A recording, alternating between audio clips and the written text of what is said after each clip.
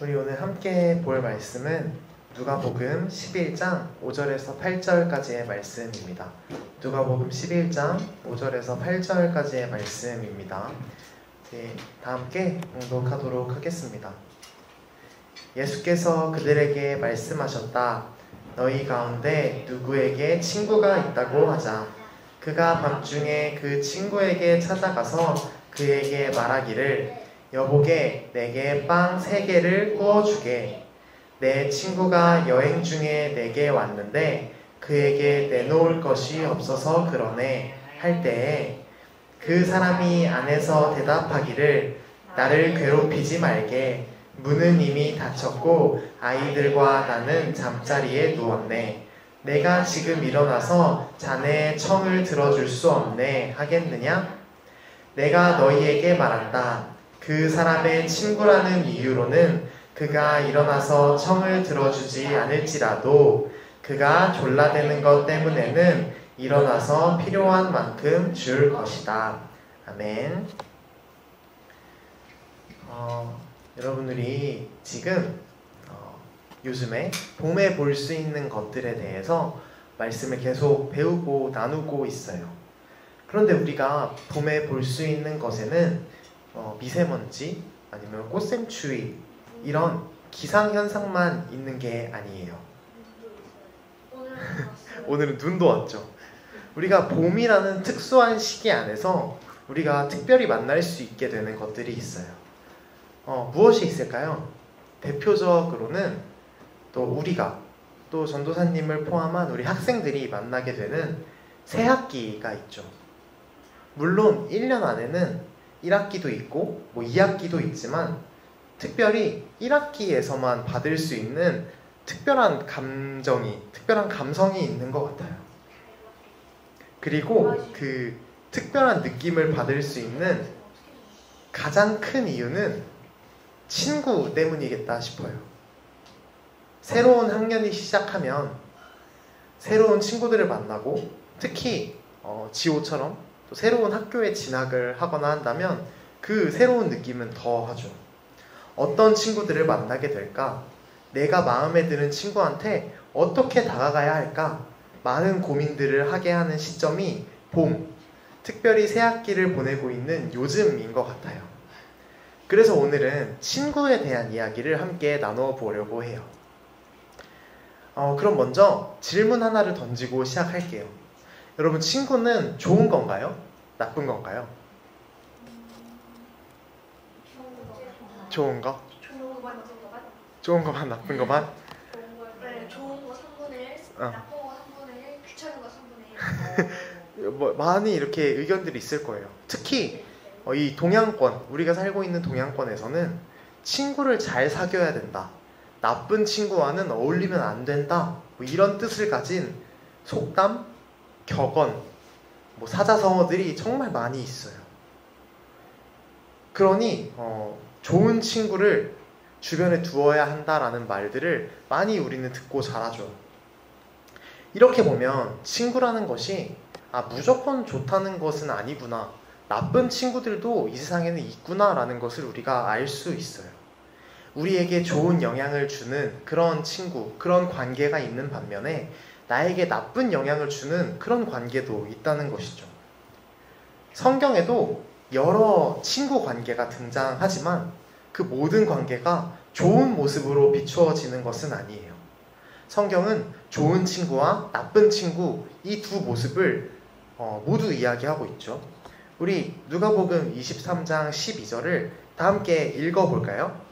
헤롯과 빌라도가 전에는 서로 원수였으나 바로 그날에 서로 친구가 되었다. 헤롯과 빌라도라는 사람이 바로 친구가 되었대요. 게다가 원수였던 사이였다가 순식간에 친구가 된 거예요. 관계가 회복되었다고도 볼 수 있겠죠. 우리가 이 말씀만 보면 훈훈하고 따뜻한 이야기로 보일 수 있어요. 성경은 원수를 사랑해야 한다라고 이야기하는데 그 말씀을 실천한 사람이 저 둘인 것처럼 보이잖아요. 그런데 이 둘이 친구가 된 과정을 한번 볼까요? 빌라도는 로마에서 파견을 받은 총독이었어요. 이 유대 지역을 감독하고 있는 공무원 같은 사람이었죠. 헤롯은 거기보다 좀 더 위, 갈릴리 지역을 지배하고 있는 사람이었어요. 성경은 헤롯을 분봉왕이라고 하는데, 분봉왕은 작은 지역에서 이 왕과 같은 권력을 가진 사람을 말해요. 즉 빌라도와 헤롯은 서로 직책은 달랐지만 둘 다 이스라엘 땅 어딘가를 다스리고 있는 그런 권력자들이었어요. 이렇게 큰 권력을 가진 사람이 비슷한 지역에 모여 있어서 그랬는지 자연스럽게 이 둘의 관계는 원수 같은 관계가 되었죠. 그런데 이때 빌라도 앞에 사람들이 예수님을 끌고 와요. 그리고 빌라도에게 예수님을 처벌해 주세요라고 사람들이 이렇게 외치기 시작하죠. 그래서 빌라도는 예수님을 신문하기 시작해요. 너에게 어떠한 죄가 있는지 내가 들어봐야겠다. 이렇게 신문을 하는 거예요. 그런데 빌라도가 보기에 예수님이 죄가 있었을까요? 없었을까요? 맞아요. 빌라도가 보기에는 예수님에게 죄가 없는 것처럼 보였어요. 그런데도 예수님을 미워하던 사람들이 계속 이 예수를 심판해달라라고 외치니까 여론을 죽였어. 입장이 곤란해진 거예요. 게다가 빌라도는 이 사람들을 다스리는 사람이었잖아요. 은우가 말했던 것처럼 여론이 되게 중요한 사람이었어요. 예수의 편을 들었다가는 다른 사람들이 다 들고 일어날 것 같은 거예요. 그런데 이렇게 신문을 하다 보니까 빌라도가 한 가지 정보를 얻게 돼요. 이 곤란해하고 있던 빌라도가 한 가지 정보를 얻게 되는데 바로 그것은 예수님이 갈릴리 출신이라는 거예요. 헤롯이 있는 그 내 원수 같은 사람이 다스리고 있는 갈릴리 지역에서 이 예수가 태어났구나 라는 것을 알게 된 것이죠. 그래서 잘 됐다. 이 곤란한 심판에 대한 판결을 헤롯에게, 갈릴리에 있는 헤롯에게 맡겨야겠다 라고 생각을 하게 돼요. 그래서 예수님을 헤롯에게 이렇게 보냅니다. 헤롯은 안 그래도 예수님을 보고 싶었어요. 좋은 의미에서 보고 싶었던 것은 아니고 이렇게 많은 사람들의 지지를 받고 많은 사람들을 이끌고 다니는 예수가 어떤 사람일까? 그 실체가 엄청 궁금했죠. 그래서 헤롯은 예수님을 앞에 두고 기적을 일으켜봐라. 마치 이렇게 묘기를 시키듯이 그렇게 예수님을 대한 거예요. 예수님은 당연히 이 헤롯의 뜻에 따라서 움직이지 않으셨죠. 그러자 헤롯은 예수님을 조롱하고 모욕하기 시작했어요. 헤롯의 입장에서는 스트레스가 풀려서 그랬는지 이 약자, 이 힘이 없는 예수님을 괴롭힐 수 있는 그런 권한을 얻어서 그랬는지 빌라도에게 고마움을 느꼈어요.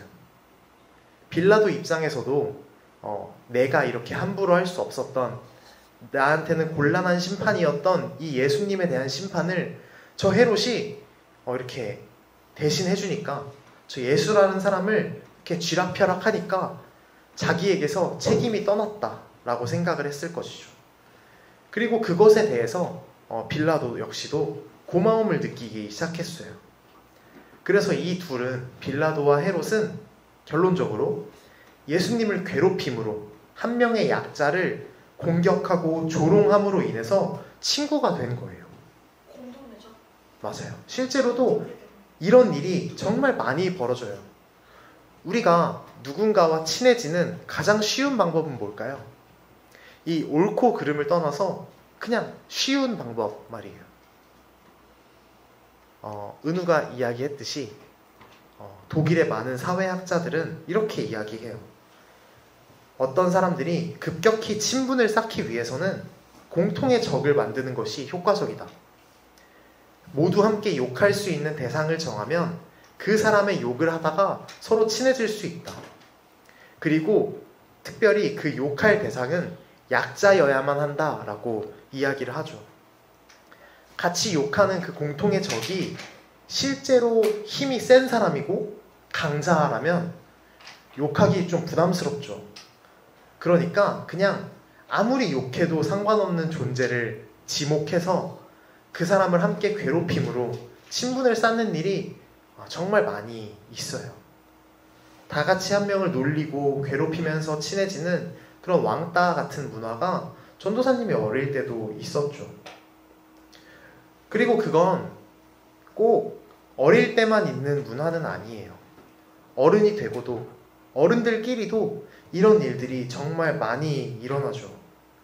이번에 우리나라에서도 이 불법적인 그 계엄령 이후에 그 이유를 뭐라고 했죠?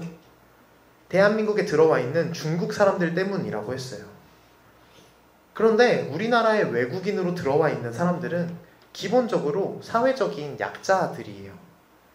우리가 의료적인 혜택도 우리만큼 받기 어렵고 여러 가지 이런 사회에서 보장해주는 복지들을 누리기 어렵죠. 그러나 그 반대에 있는 사람들, 그 사람들을 괴롭히자고 이렇게 모의한 사람들은 기본적으로 돈이 많고 우리나라에 살기에 전혀 부족함이 없는 사람들이죠. 그 강자들이 모여서 약자를 지목하고 그 사람들을 괴롭힘으로 본인들끼리는 행복해하는, 마치 헤롯과 빌라도가 한 것과 같은 그런 행동을 우리나라에서도 어른들이 보였죠. 얼마 전 정말 마음 아픈 산불이 있을 때도 누군가는 여성들 때문에 불을 끄기가 어렵다라고 하면서 이렇게 약자들을 욕하는 데에만 집중을 했어요. 한국에 있는 교회들도 마찬가지죠. 이렇게 성소수자 아니면 이렇게 약자들이 교회를 무너뜨리려고 한다면서 그 사람들을 괴롭히고 쫓아내고 그걸 통해서 본인들은 똘똘 뭉치는 이 약한 사람들, 자신이 함부로 대해도 괜찮아 보이는 사람들을 특정해서 괴롭히고 그를 통해 친목을 다지는 행동들이 우리 주변에는 정말 많이 있다 싶어요. 그리고 그것은 정말 옳지 않은 행동인 것이죠. 우리는 그것이 친구를 사귀는 가장 쉬운 방법인 것을 알고 있더라도 절대 그렇게 해서는 안 돼요. 저렇게 맺은 친구는 성경이 말하고 있는 바람직한 친구 관계가 아닌 것이죠. 성경이 말하고 있는 좋은 친구, 바람직한 친구 관계는 오늘 우리가 읽은 누가복음 11장에 등장하고 있어요. 본문에서는 이런 이야기가 나와요. 어떤 사람이 한밤중에 문을 두드렸대요. 여기서 한밤중은 한 몇 시쯤일까 생각해보면 12시에서 1시? 12시에서 1시? 우리 이거 꽤 정확하게 성경은 표현하고 있어요. 이 마가복음 13장에서는 밤 시간을 네 부분으로 나누어서 표현을 하고 있는데 여기에서 두 번째에 해당하는 시간이 한밤중이라는 시간이죠. 이건 당시 이 파수꾼들의 교대 시간을 말하는 거예요. 그 네 부분은 마치 군대에서 불침번 서는 것처럼 이 한밤중이라는 시간은 밤 9시에서 자정 정도로 생각하면 된다라고 해요. 한밤중이 네. 일찍이네. 일찍인 것 같지만 당시 기준으로 9시에서 자정은 우리 지금으로 치면은 은우가 생각한 뭐 자정 이후의 시간과 그렇게 크게 다르지 않겠다 싶어요. 어쨌든 그 시간에 누가 문을 두드리는 거예요. 나가보니까 친구예요. 특별히 여행을 하고 있는 친구가 이렇게 찾아온 거예요. 당시에는 여행이라고 하면 지금처럼 이렇게 즐겁고 행복한 일을 통한 여행이 아니라 이사나 아니면 피치 못할 이유로 이렇게 길을 떠나는 것, 그것을 여행이라고 했죠. 그러니 당시 여행객은 힘이 없고 가난한 사람들이었을 거예요. 그렇게 여행을 하고 있는 친구가 우리 집에 찾아온 거예요. 그런데 그 친구를 이렇게 맞이하고 보니까 내 집에 먹을 게 하나도 없는 거예요. 그럼 우리는 보통 어떻게 하죠? 친구가 밤늦게 집에 왔는데 우리 집에 친구한테 줄 음식이 없어요. 일단 들어와. 전도사님이었다면 근처에 있는 슈퍼마켓에 가가지고 네. 맞아요. 나중에 갚아라 이런 식으로 하고 그냥 빵 같은 거 몇 개 준다고. 근데 슈퍼마켓이 없으면 어떻게 할 거예요? 빵을 만든다? 빵을 만든다? 즉석에서. 전도사님이라면 이렇게 얘기할 것 같아요. 밤늦게 온 친구에게 내일 아침에 슈퍼마켓이 열면 그때 이제 음식을 사러 나가자. 일단은 날이 늦었으니 일단 눈을 좀 붙이자라고 이야기를 할 것 같아요. 그리고 내일 아침이 돼서 옆집에 빌릴 수도 있고 이렇게 날이 밝으면 그때 뭘 먹던지 하자. 뭐 이렇게 이야기할 것 같아요. 전도사님이라면. 그러나 오늘 말씀에 등장하는 그 사람은 그렇게 하지 않았어요. 그 늦은 시간에 자기도 집을 나서요. 가서 자신의 또 다른 친구 집 문을 두드리는 거예요. 그 늦은 밤에 내가 이 친구를, 이 여행객인 친구를 위해서 땅을 빌리러 이렇게 길을 나선 것이죠. 우리 한번 생각해 보는 거예요. 친구를 위해서 밤에 땅을 구하러 다니실 수 있겠습니까? 네. 친구가 그냥 가만 조금 집을 하다니요. 당시 이스라엘의 밤을 한번 생각해 본다면 지금처럼 가로등이 있는 것도 아니죠. 내가 누군가에게 공격을 받아도 아무도 나를 도와줄 수 없는 그런 캄캄한 밤일 거예요. 그리고 무엇보다 내가 빵을 빌리러 가야 될 그 집의 사람들이 나를 좋아하고 반길까요? 아, 친구 빵을 빌리러 왔구나. 이 착한 녀석. 뭐 이렇게 반응하지는 않겠죠. 부담스럽고 불편할 거예요. 앞으로 내 평판이 다른 사람들 사이에서의 내 입지가 조금 이상해질 수도 있겠죠. 되게 민폐를 끼치는 사람처럼 주변 사람들로부터 평가를 받게 될지도 몰라요. 즉, 내 안전과 사회적인 입지를 모두 걸고 친구에게 줄 빵을 이렇게 구하러 나선 것이죠. 성경은 이 행동을 좋은 행동, 그리고 좋은 친구라고 표현하고 있어요. 성경이 말하고 있는 친구는 이런 거예요. 함께 약한 사람들을 욕하면서 우정을 쌓는 것이 아니라 서로를 위해 자신의 것을 내려놓을 수 있는 관계가 진정한 친구 관계다라고 말하고 있는 것이죠. 내 것을 다 쥔 채로는 진짜 좋은 친구를 사귈 수 없고 좋은 친구가 되어줄 수도 없어요. 내가 그 친구를 위해서 무언가를 포기할 용기가 있어야 하죠. 내가 좋아하는 것이 있지만 친구를 위해 취향을 포기하는 게 될 수도 있고 때로는 이 친구와 친해짐으로 인해서 다른 친구들로부터의 사랑을 포기해야 될 때도 있어요. 이처럼 누군가와 친구가 되는 것은 기본적인 자기 희생이 있어야 하는 것이죠. 친구 사이에 자기 희생, 포기, 뭐 이런 단어가 조금 어색하다면 이 단어들을 우리는 양보와 배려 정도로 바꾸어도 괜찮을 것 같아요. 친구 사이에서 진정한 친구가 되기 위해서는 이런 양보와 배려가 필수적으로 있어야 하는 것이죠. 이런 것들이 없이 친구가 되겠다고 하는 것은 헤롯과 빌라도처럼 가볍고 위험한 친구 관계이거나 이렇게 말로만 친구라고 하는 것에 지나지 않겠다 싶어요. 그리고 이 양보와 배려가 가득한 친구 관계는 누가 보여주셨을까요? 성경에서. 대표적으로 예수님께서 보여주셨어요. 요한복음 15장 15절의 말씀인데 이제부터는 내가 너희를 종이라고 부르지 않겠다. 종은 그의 주인이 무엇을 하는지를 알지 못한다. 나는 너희를 친구라고 불렀다. 내가 아버지에게서 들은 모든 것을 너희에게 알려주었기 때문이다. 예수님께서 우리의 친구가 되어주시겠다라고 하신 거예요. 그런데 원래는 종과 주인의 관계처럼 예수님과 우리 사이에는 엄청난 차이가 있지만 예수님께서는 엄청난 양보와 희생, 또 배려를 통해서 우리의 친구가 되어주신 것이죠. 우리도 그렇게 친구를 잘 사귀면 좋겠어요. 그리고 친구가 되어주고 친구를 사귀는 것은 우리가 단지 학교에서만의 얘기는 아닐 거예요. 우리는 세상에 많은 존재들과 친구가 되면 좋겠어요. 오늘 말씀에서 약한 친구, 그 나그네인 친구를 위해서 많은 것을 희생하고 그를 이렇게 위해 주었던 것처럼 우리도 세상에서 소외되고 약한 사람들에게 친구가 되어주고 그들을 위해서 우리가 할 수 있는 것은 무엇일까 함께 고민해보면 좋겠어요.